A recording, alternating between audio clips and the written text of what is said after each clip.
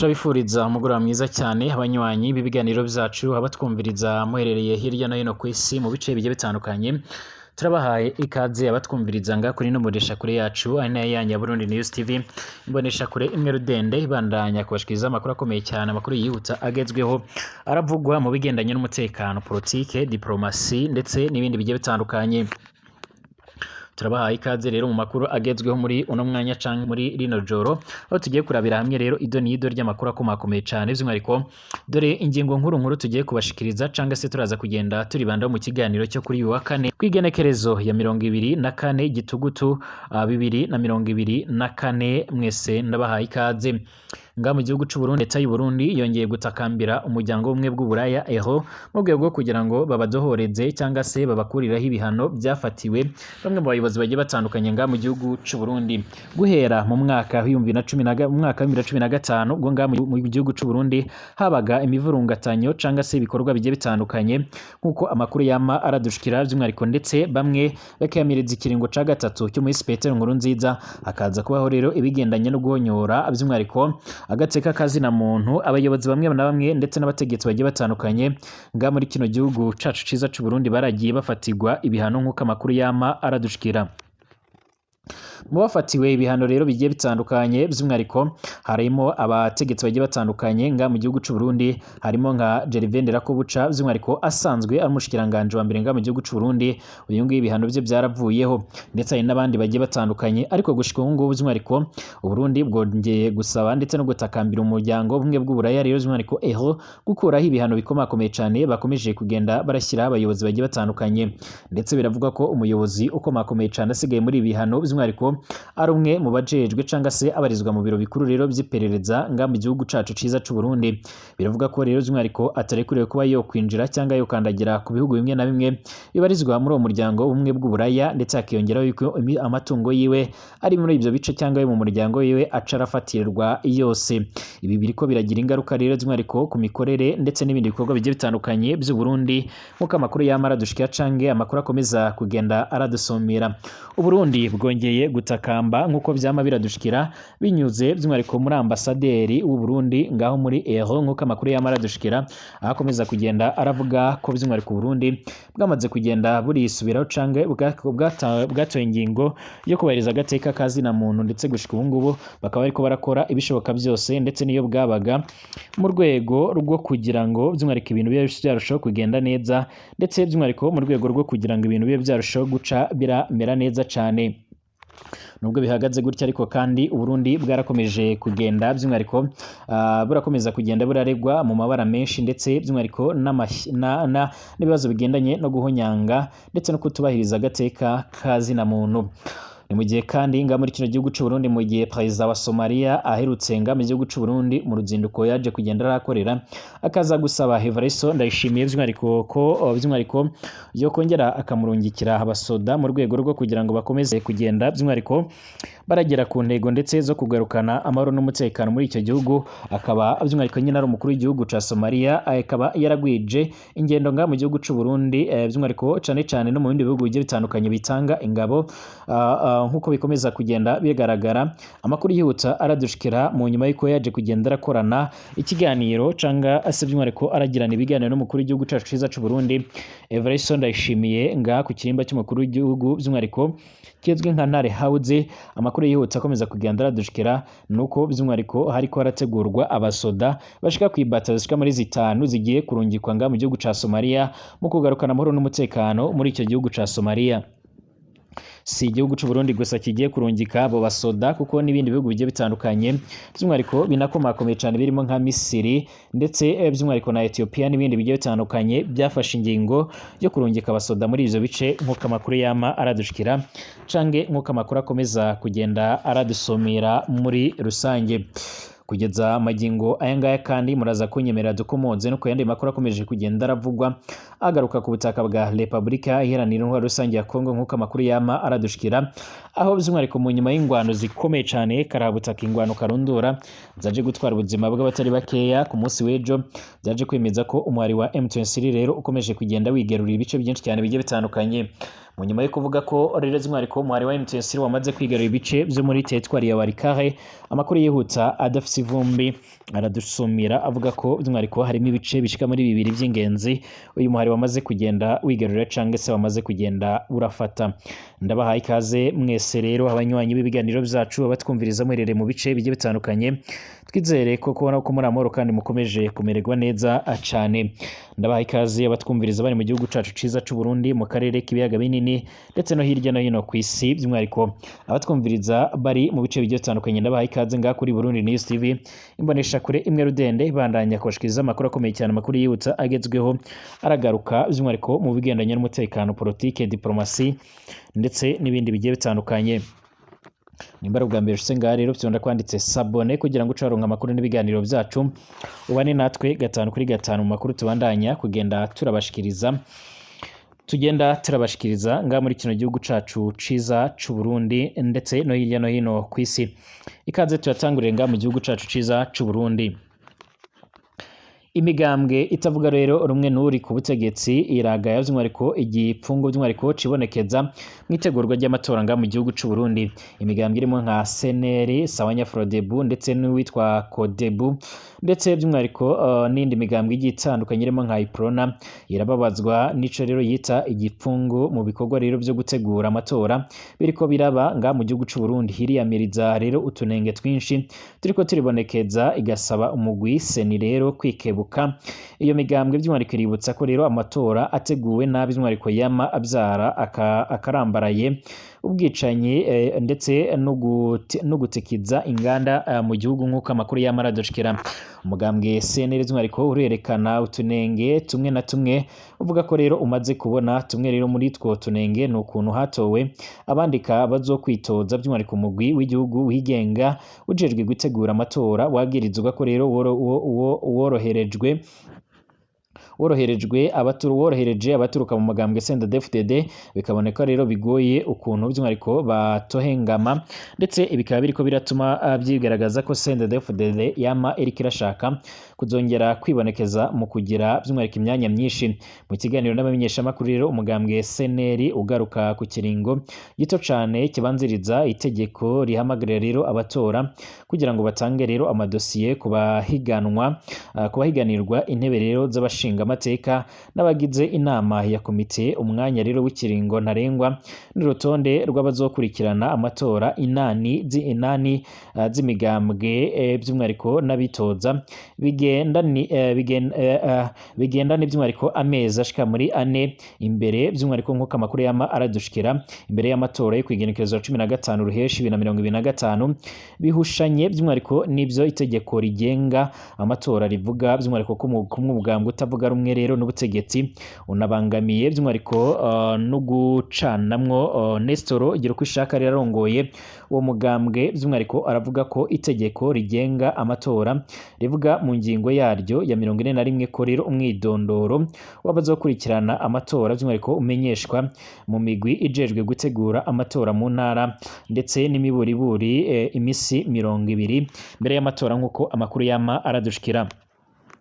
Umugambwe CNL kandi urasaba umugwi ujejwe amatora gushira imbere umucyo rero mwitegurwa ry'amatora mu buryo rero butagiramwe rero igipfungo, budakumira kandi by'umwihariko budahengamye nk'uko amakuru yamara dushikira. Kwigenekereza 15 gitugutu uheze seni yarahuye n'abayifasha mu bijyanye n'imyitwarariko y'abaserukira migambwe mu bijyanye n'itangwa ry'ibyangombwa muri Kigarama. Prosper rero ntaho rwamiye, umukuru wa CNL yaratanze insiguro. Ibyo byakozwe kandi kugira ngo umuntu aronke rero umwanya uhagije wo gusuzuma neza amadosiye y'abitoza. Yagerageje kandi gusigura ati twomenya gute ko amadosiye yujuje ibisabwa ibijyanye n'ubwoko, ibiharuro bisabwa twobigenzura gute tutaronse intonde ku gihe. Imigambwe igitandukanye irimo nka Sawanya Frodebu ndetse na Codeco iravuga ko itigeze ibazwa imbere y'itangazwa by'umwihariko ry'ikirangamisi cyashyizwe ahabona rero na seni kwigenekerezo 15 gitugutu nk'uko amakuru yama aradushikira. Mu itangazo by'umwihariko ry'iyo migambwe ibiri abakuru by'umwihariko b'iyo migambwe itavuga rero n'uri ku butegetsi yerekana ko rero umugwi seni utahaye agaciro uburenganzira bw'imigambwe ubwo bushobora by'umwihariko kwishira hamwe rero mu runani mu matora. Iyo migambwe ikabona ko rero uwo mugwi wari gufata umwanya ukwiriye mu bashobora kwitoza mu ntumbero yo kugira ngo by'umwihariko baronke impapuro zisabwa mu kwirinda ko rero hoba intambamyi mu migambi ndetse mu mugambwe wo kwitabira amatora nk'uko bizama biradushikira. Iyo migambwe ibiri kandi iributsa leta ndetse na seni ko rero amatora ateguwe nabi kandi by'umwihariko adatunganyijwe neza yamazana akarambaraye nk'ubwicanyi, uguhunga kw'abanyagihugu ndetse n'ibindi. Dufatiye ku kirangamisi c'amatora, amatora y'abashikinga amateka n'abajenama b'amakomine azoba kw'igenekerezo rya 5 ruheshi 2025. Amatora y'abakenguruza amateka azoba kw'igenekerezo 23 Nyakanga, mu gihe amatora y'abajenama abo ku mitumba akazoba mu misi ibiri ya nyuma y'aho ngaho. Ibiharuro bikomakomeye cyane kuri ayo matora by'umwihariko ateguwe atandukanijwe by'umwihariko n'ay'umukuru w'igihugu ateganyijwe muri 2027 hafatiwe kandi ku ndinganizo nshasha y'intwaro yatumye by'umwihariko intara zigabanywa zikava kuri 18 zija kuri 5, amakomine by'umwihariko nayo ava kuri 119 ajya kuri 42 gusa.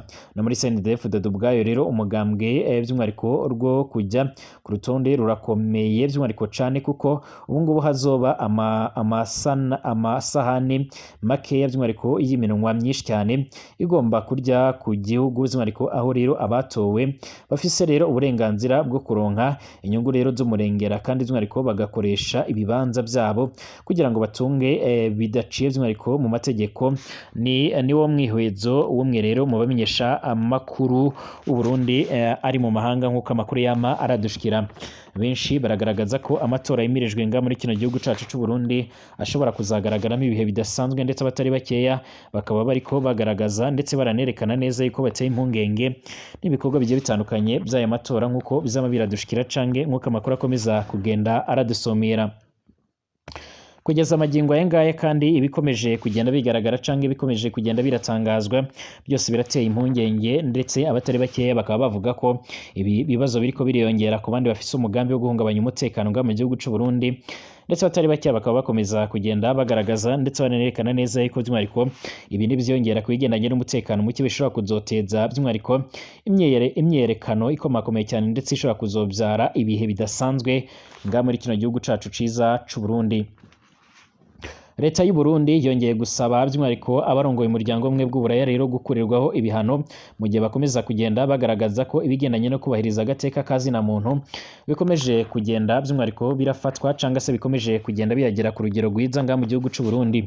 Ariko kandi uyu muryango uragaragaza ko ukomeza kugenda urakora ibishoboka byose kugira ngo ugenzura akantu ku kandi nga mu gihugu c'u Burundi, ndetse bakaba bagaragaza ko ari nayo mpamvu abategetsi bamwe na bamwe bakomeje kugenda by'umwihariko barafatirwa ibihano nk'uko amakuru yamara dushikira, ndetse bamwe bakaba bakomeza kugenda barabikurirwaho abandi ntibabye barabikurirwaho nk'uko amakuru yama aradushikira canke nk'uko amakuru akomeza kugenda aradusomera.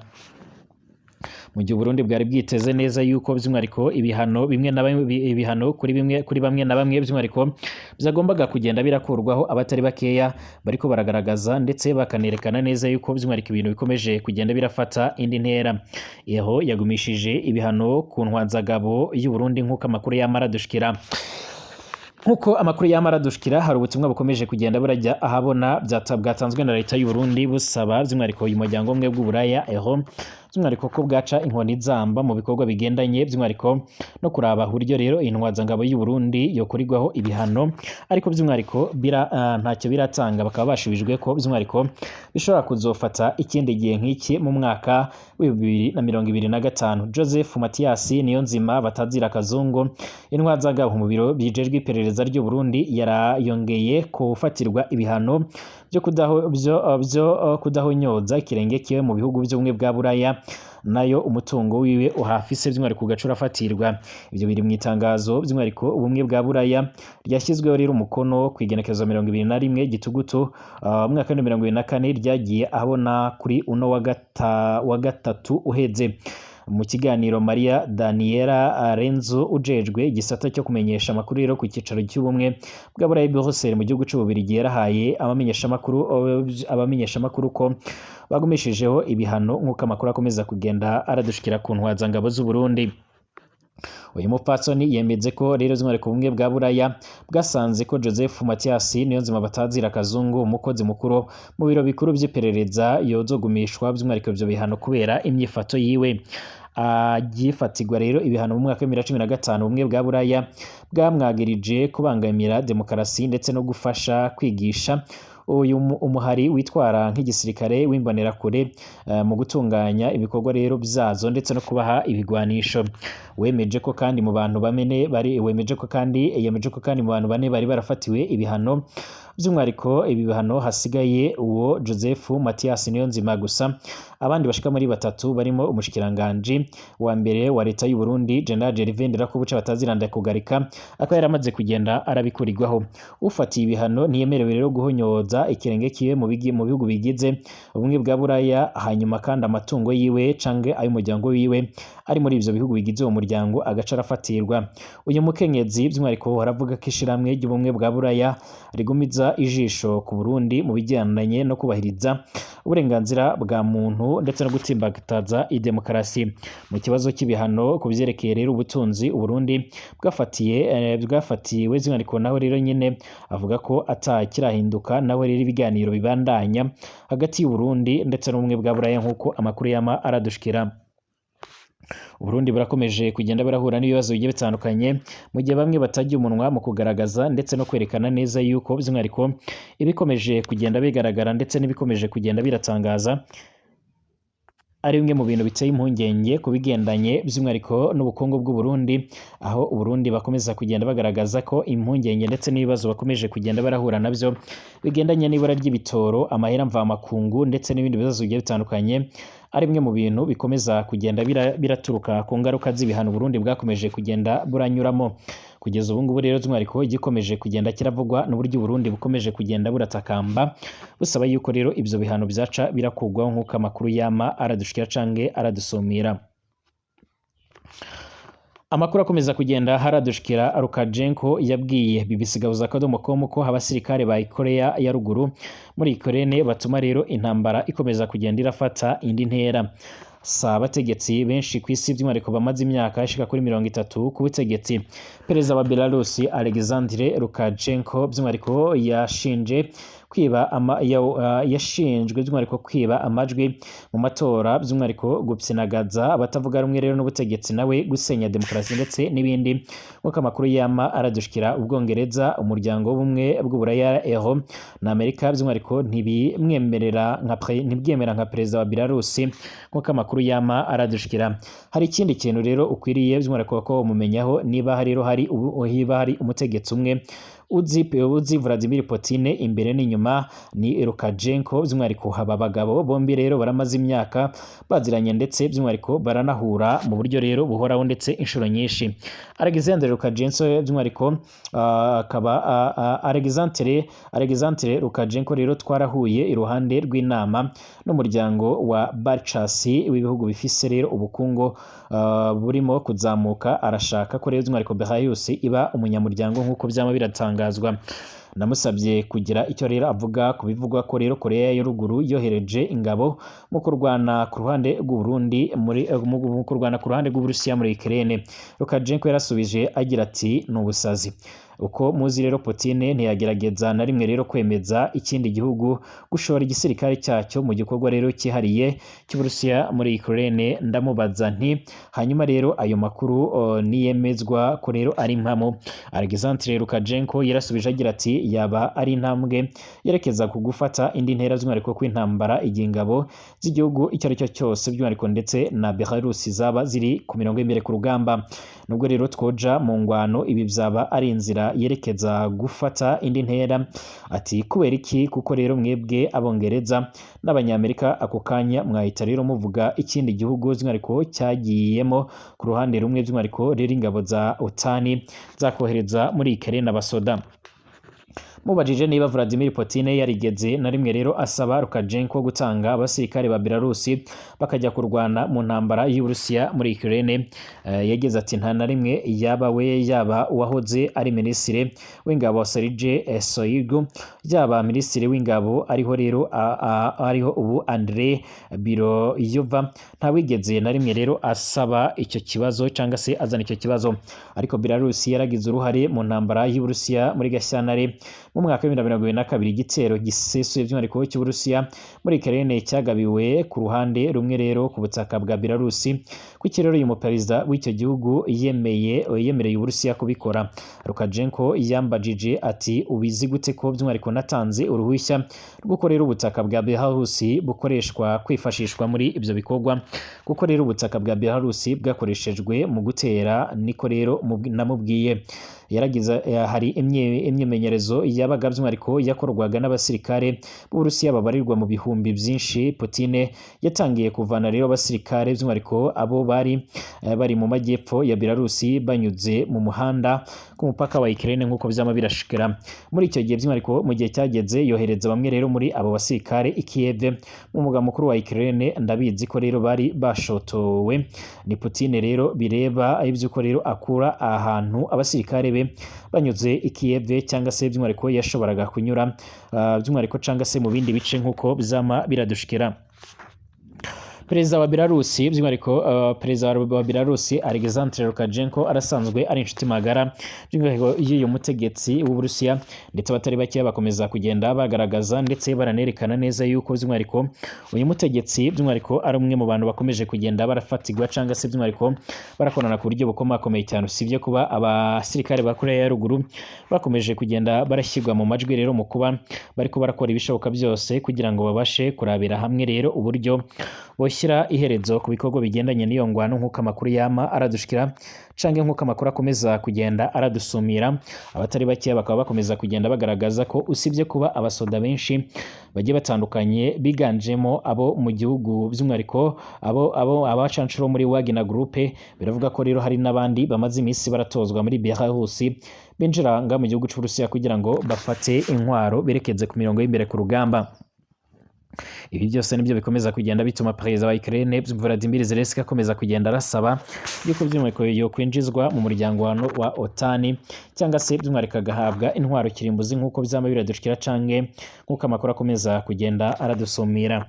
Kugeza ubu ngubu rero harakibazwa gishobora kuza gukorwa mu gihe intwaro zikomeje kugenda zirafata indi ntera. Icyakora iyi Ukraine yarakomeje kugenda iragaye ibitero imbere mu karere imbere by'umwihariko mu gihugu cy'Uburusiya mu karere ka Kursk nk'uko amakuru yama aradushikira, ndetse n'ibitero nabyo ubwabyo byagize ingaruka ku banyagihugu ba Ukraine nk'uko amakuru yama aradushikira canga amakuru akomeza kugenda aradusumira. Ndetse abatari bakeya barakomeza kugenda bahura n'ibibazo bigiye bitandukanye nk'uko amakuru yama aradushikira cange amakuru yama aradusumira. Kugeza ubu ngubu rero by'umwihariko harakomeza kugenda hibonekeza ibibazo bigiye bitandukanye bikomeje kugenda bigaragara cyangwa ibibazo bikomeza kugenda birafata indi ntera, ndetse by'umwihariko abatari bake bakaba bakomeza kugenda bagaragaza ko iyi ngwano ikomeje kugenda irafata indi ntera ku buryo abariko bararwana canga abakomeza kugenda baribonekeza ku mirongo y'imbere ku rugamba bakomeje kugenda baraba bakeya cyane, ku buryo by'umwihariko bwajyo biriko biratera impungenge z'uburyo abarwanyi bashobora kuzobura mu gihe abatari bakeya bakomeza kugenda bagaragaza ko haba ku ruhande rw'Uburusiya ndetse no ku ruhande rwa Ukraine ibigendanye n'abagwanyi bakomeje kugenda barabiyanga, ibyatumye abantu bakomeje kugenda barahatirwa kujya mu gisirikare. Abamenyesha amakuru bashe barutse gusanga abasoda ba Ukraine ku mirongo y'imbere ku rugamba barabajije impamvu ari bacya cyangwa batanguye kugenda barasubiye inyuma, maze bagaragaza neza yuko by'umwihariko ibiriko biratangazwa canga ibikomeje kugenda by'umwihariko birabashikiriza cyangwa ibikomeje kugenda birabageraho ari uko bamaze amezi ashika muri 3 badahindurwa, mu gihe mu minsi 7 babaga bahinduwe bakaza kugenda barasimburwa ku kazi. Ibi byose biragaragaza uburyo ingwano yamaze guhitana abasirikare benshi. Ndabashimiye abanywanyi b'ibiganiro byacu, dusubira mu masaha ari imbere turabira hamwe andi makuru agezweho.